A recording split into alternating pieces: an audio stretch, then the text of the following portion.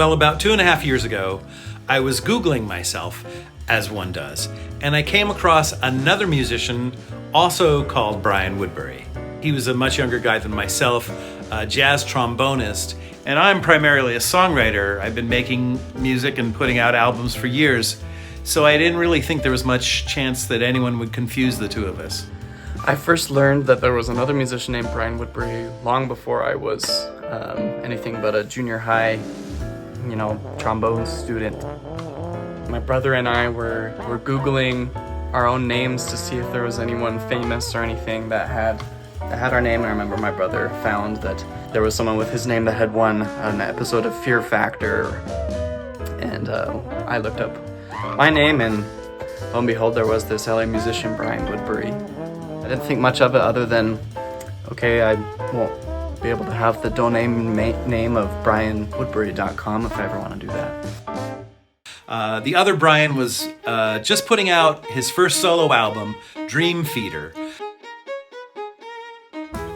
And defying my expectations, I, being an inveterate snob who loves all kinds of music in general and dislikes most music in particular, I found myself pleasantly surprised. I really liked his music.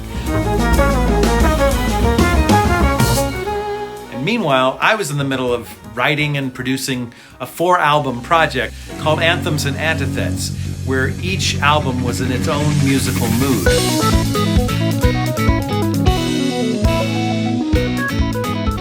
What shortly came to my attention was that our music was being conflated on all the streaming platforms. There we were on the same playlists and under the same artist profile, his music and mine, with no way to differentiate ourselves from each other. We were basically one artist in two persons.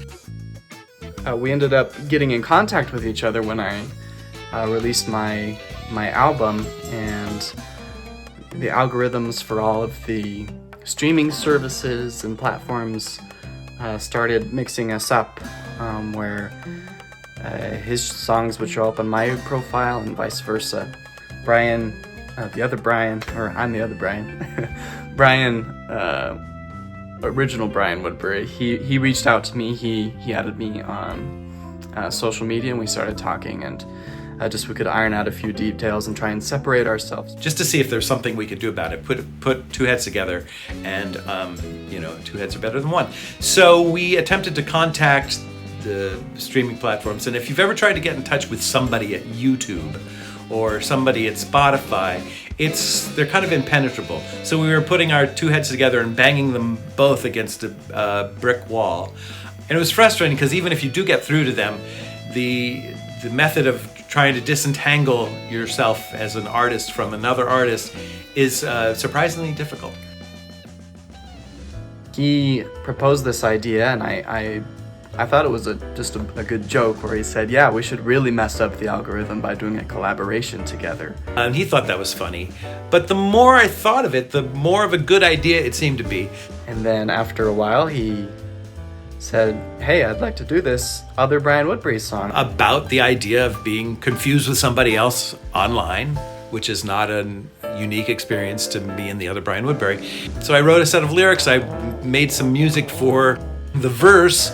He sent me what he had worked on and had written, an intro and a verse, and had written lyrics for a bridge, and he said, well, why don't you write the melody for this bridge? And he wrote music for the bridge. We kind of devised the instrumental section together. And there was a lot of back and forth. I'd send him something back, and then he'd be like, oh, how about, I like this, but how about this right here? And we'd kind of go back and forth on that. And then he'd write another section of the song and say, oh, I think I'd like trombones on this part too, so he could come up with trombone parts for all of this. And he came up with this amazing trombone arrangement, sort of a big band trombone choir. At one point there's 8 trombones. And it's basically starts off as sort of a straight ahead pre-war style swing tune. There's a guy who has my name, a guy who isn't me. And then in the instrumental it gets kind of out.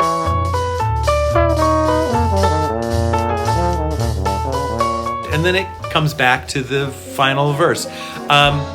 And he recorded his trombones in Utah, where he lives, and I recorded myself and my band in LA. Ended up recording it and getting a few other fantastic musicians to work on the project. And it all came together really nicely, and it was a great experience working with him. In fact, I actually invited him to play on 3 other songs on the album, of which the other Brian Woodbury is a part, Rhapsody and Filigree.